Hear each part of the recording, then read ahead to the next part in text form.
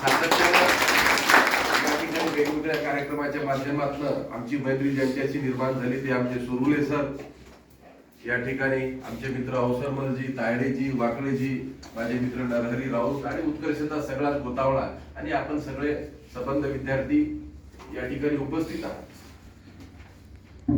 काय अण्णाभाऊ साठेच्या संदर्भामध्ये बोलत असताना या ठिकाणी एक गोष्ट लक्षात घेतली पाहिजे. आपण साहित्याच्या संदर्भामध्ये बोलतोय. या देशामध्ये, या जगामध्ये अनेक प्रकारच्या साहित्यांची निर्मिती झाली. कधी निसर्गावरती लिहिल्या गेलं, कधी मानवी नातेसंबंधावरती लिहिल्या गेलं, कोणी गद्य लिहिलं, कोणी पद्य लिहिलं, कोणी पुराणं लिहिली, कोणी महाकाव्य लिहिली. ज्यांना जसं दिसेल तसं त्यांनी लिहिण्याचा प्रयत्न केला. पण मुख्य प्रवाहानं ज्या माणसाचं जगणंच नाकारलं असेल, त्या जगणं नाकारलेल्या माणसाचं जगणं कसं असतं हे मांडण्याचा प्रयत्न प्रथमतः अण्णाभाऊ साठेंनी केला. याच्यामुळे त्यांचं वेगळेपण साहित्याच्या प्रांतामध्ये अधोरेखित होतं.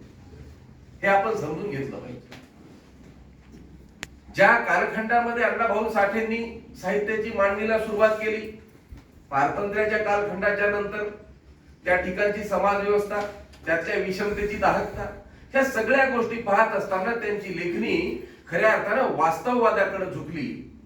आणि साहित्य वास्तववादी असावं असं मी कायम मानणाऱ्यापैकी एक आहे. कारण वास्तववादी परिस्थितीमध्ये काम करणाऱ्या कार्यकर्त्यांपैकी मी एक आहे.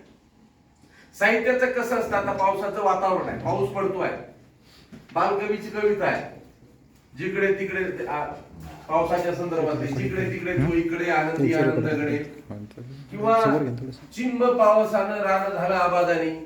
आता बालकवीच्या कवितेमध्ये काय वाटतं, एक लहान मुलाचं ते पावसाच्या संदर्भातलं प्रेम व्यक्त होतं. चिंब पावसानं रान झालं आबादानी, निसर्गाप्रतीचं आकर्षण, शृंगार व्यक्त होतो. आणि तोच पाऊस ज्यावेळेस असा मानला जातो, काल आलेला पाऊस आमच्या गावावरती पडलाच नाही, सदरू पीक आम्ही आसमानवरती काढलं. यात वेदना असते. म्हणजे साहित्य प्रांतामध्ये आपण आपलं नेमकं साहित्य कोणतं आहे याची ओळख पहिल्यांदा आपल्याला व्हावी लागणार आहे. आपल्याकडे अनेक प्रकारचे असे कल्पना विलास करणारे आणि ज्याला अलीकडच्या काळामध्ये आपण मोटिवेशनल म्हणतो, मोटिवेशनल बोलणारे लोक फार झालेत. हम चाहे तो हिमालय की बर्फीली चट्टानों को राजस्थान के रेगिस्तान में लाकर हरियाली फैला सकते. कसा उडून आणणार हिमालय तुम्ही सांगा बरं. हे अनावश्यक आणि हे ओव्हर मोटिवेशनल नाही. आपण ज्या वर्गातून येतोय त्या वर्गाच्या संदर्भातल्या दुःख, त्या वर्गाच्या संदर्भातल्या जाणीवा आपण काय मनाशी ठेवल्या पाहिजे. त्या जाणीवा नेणिव्या आपल्याला विचार करण्यासाठी प्रवृत्त करत असतात आणि तेच आपण मानलं पाहिजे. हे मानणाऱ्यापैकी मी एक आहे. अलीकडच्या काळामध्ये आपण बघतो, सामाजिक चळवळीच्या संदर्भामध्ये विचार करत असताना आपण बघतोय, सरांचं पुस्तक आता मला या ठिकाणी दिल्याच्या नंतर त्यात मी वाचलं, आता आपण आगेकूच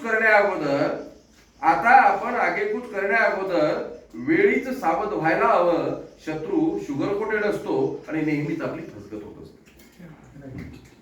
कुछ इस तरह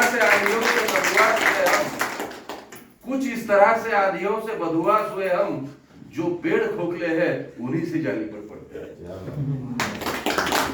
खोटे तत्वज्ञान वाटणाऱ्याची, एक आभासी, एक रंजक वातावरण निर्माण करणाऱ्याची कमी नाही आहे.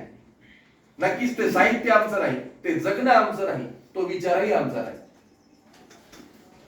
आपण अतिशय वेगळ्या प्रकारच्या सामाजिक भवतालातून आलेली माणसं आहोत. तुमचं आमचं जगणं वेगळं आहे. विषमतेचे चटके वारंवार सहन करणारी लोक आहोत. आर्थिक दृष्ट्या विपन्न अवस्थेचा फटका खाणारी आपण माणसं आहोत. आपले प्रश्न वेगळे आहेत आणि ह्या एका दुसऱ्या वर्गाचे प्रश्न वेगळे आहेत.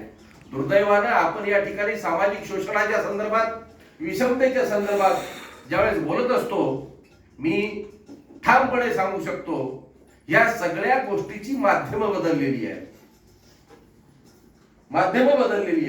अद्यापही ती व्यवस्था कार्यरत आहे.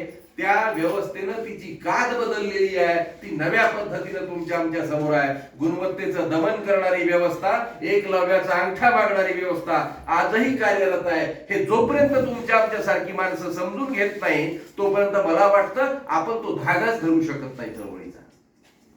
शेवटी अण्णाभाऊ साठे ज्या दिवशी फकीरा मांडतात फकीरा मांडत असताना त्यांना ही जाणीव असते की एक